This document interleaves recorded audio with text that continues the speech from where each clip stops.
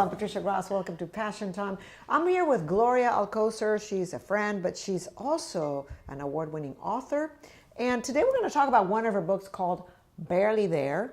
And it's very, very familiar to me because it inspired me to do the Camino de Santiago. The Camino de Santiago in English is St. James Way, which is a pilgrimage from the Middle Ages. It takes about 6 weeks to do. Most Europeans know about it. Now Americans know about it because of the movie, The Way. And Gloria is the one that inspired me to do this Camino. And we're going to talk about Barely There because it has to do with the Camino. Thank you so much for joining us. Thank you for inviting me. Now, Gloria, tell me, what is your passion and how are you living your passion? Writing. That's my passion. And I had opportunities to do so many different types of work, and I've worked in different industries.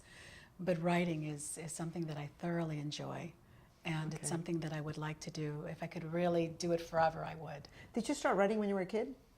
I did. Okay. I actually did. Did you have a diary? I did. Okay. And the unfortunate part was I saved all the poems that I had written, and when I made it to high school, I turned it over to my teacher, and she kept it and forgot to give it back to me. Oh my gosh! Wow. Yeah. So I never got it back. Yeah, I love writing myself, but I always feel like I'm never good enough. But I started writing when I was a kid, and I think when you write diaries, I think it really helps you become a better writer. I want to ask you about this particular book because it was inspired by the Camino and the pilgrimage. So tell me why you decided to do the Camino and when did you decide to write the book? I did the Camino. I wasn't really inspired to do the Camino. Initially I was very reluctant to do the Camino. And if I could, I would have written, the title would have been The Reluctant Pilgrim, because I never wanted to be a pilgrim. Right. I mean, who in their right mind wants to walk 6 weeks? Wants to walk 400 miles, which is 800 kilometers. And especially with a lot of people you don't know. You're bunking with people, complete strangers. They're all from different countries, which I didn't know. I didn't discover that until I did the Camino. But after I got past my reluctance and my bitterness of having to do it, and I know that's a strange thing to say, and then I write a book about it, then I finally started to come to terms that I was doing the Camino de Santiago. So when you started doing the Camino, you had many experiences. Now, we both know that the Camino is a very personal experience. Everybody has a different experience, and you can't say, well, this is the right thing to do and the wrong thing to do. But tell me about your experience, because you focus more on your relationships throughout the Camino. Well, I think that the book that Barely There is, and I think the title is the appropriate title. I love the cover. The cover is an amazing cover. And, but the reason that I did the Camino wasn't because I wanted to, or wasn't about relationships or anything like that. It was about a dream. And I start the book out about talking about my culture, about our religious perspectives and ideologies, and why I felt compelled to do a walk that I didn't want to do. And I did a pilgrimage that I knew nothing about. I came across the Camino. I had a dream of a woman, and I'll get back to who the woman was, but she asked me to do this walk. And then I had to figure out what walk, because I had no idea which walk she was talking about. And when I finally did, a Google search of what walk to do, then the Camino de Santiago suddenly popped up. Okay. And it sounded right. It sounded like the right thing to do. What did this have to do with 9/11? Well, in this dream, this woman tells me that she would like me to do the walk, and if I didn't do the walk, I would, within time, because it didn't happen right away, that thousands of people were going to die, and it was going to be a massive amount of people. And she said that that the people that were going to die, things needed to be done in order for things to change.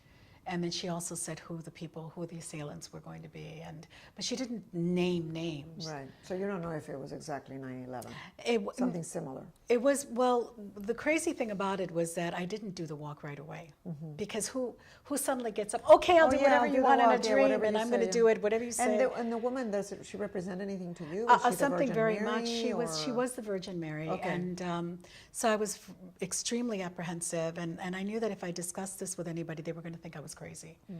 And I said, you know Not what? me. I didn't think you were crazy. Remember? Because I'm crazy too. Okay, so But we did discuss it. I Right. did call you, Yeah. and I said, you're going to think I'm crazy, but I had this crazy dream, and she's asking me to walk. I don't have a clue. And so you said, well, you got to do it. And I said, Yeah. no, I'm not going to do it, and I'm going to weigh things out. So I had planned to do this journey, but I was going to do it, on my terms. And when I had a time from work, and when I had things, but life has a way of pushing you to do something. And this dream job that I had, things started to go wrong. And I didn't see myself staying there. So I wound up leaving, and suddenly I found myself without a job. I was becoming a grandmother, and I was panicking about becoming a grandmother, and I decided, how am I going to do this walk? Because when I found out what it entailed, I didn't think I could do it. So I wound up going to Europe, and for a year. I stayed there for a year, and then I had another dream. oh wow. And the dream said, why aren't you not doing this walk? Because now thousands of people are going to die, and time is running out. And I called you. I called several journalist friends, and I said, what do you think I should do? And they all said, well, what did she say? And I conveyed the message. And then right after the dream, within 2 days of the dream, 9/11 happened. And the pressure was incredible. I bought a book on the Camino, and I never read it. Okay. I was that lazy. I didn't But I you- didn't you- have a clue to what I had to do as a pilgrim. But you did 9/11 after. You did the Camino after 9/11. Immediately You did it afterwards. Immediately afterwards. Because so many people knew about it, and I had so many people pushing me. And one of the persons that really pressured me to do it was my boss. And in England, I had moved to England, and life kind of took its course. And my boss came up to me. He knew about this dream thing, and I'm putting information on the database. And he comes up to me and he puts his hand on my shoulder and he says, "I think it's time to go." Wow. Now, did you feel more enlightened or more faithful after you did the Camino? Absolutely not. I was so angry. You were angry because you had to do the Camino? You felt like, I was why do I have to do this? kicking and complaining and swearing hurts.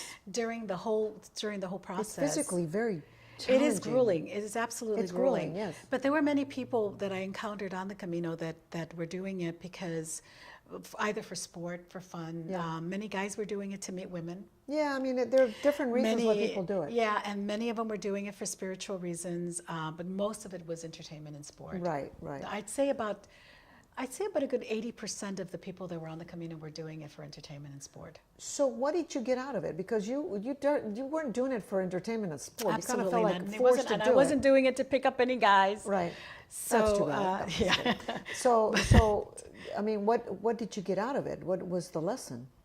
The funny thing about it, when I came back, I went back to England after I did the Camino, and I was very upset because I said, and many of my friends were asking me, did the Virgin appear to you? Yeah. Did you have this epiphany? Right, and you didn't. I did have a couple of experiences on this mountain, that was some would consider spiritual, but no, I didn't have an epiphany, and I was very upset about it, and I was very angry, and I was angry with the Catholic Church. I was angry with the Virgin. I was angry at You were everybody. just plain old angry. I was angry because I go, what was the point of all of this? I didn't save the world. Right.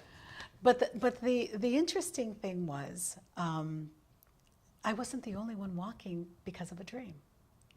And there were quite a few people that I encountered along the Camino that had had dreams of 9/11, which was incredible. And they were telling me from France, from the Netherlands, That they had similar they had dreams. had a similar dream that Wow. they needed to walk, and that there was going to be many thousands of people were going to die. Mine was, when they told me to walk, the thousands were going to die in the land of milk and honey. So that was the way she played this riddle on me, like a mind. Land of milk thing. and honey, wouldn't that be Iraq? I have no clue. She just said that thousands were going to die, and they would be in the land of milk and honey. But others that I had met from France, in particular, they had said that it was she specifically had said New York. Okay. So they got a specific city and a time. I didn't get any of it. I felt that the Virgin likes to play jokes on me and says, well, you figure it out. And it was really hard. But when 9/11 did happen, I thought, well, this is incredible. But did I have any more visions?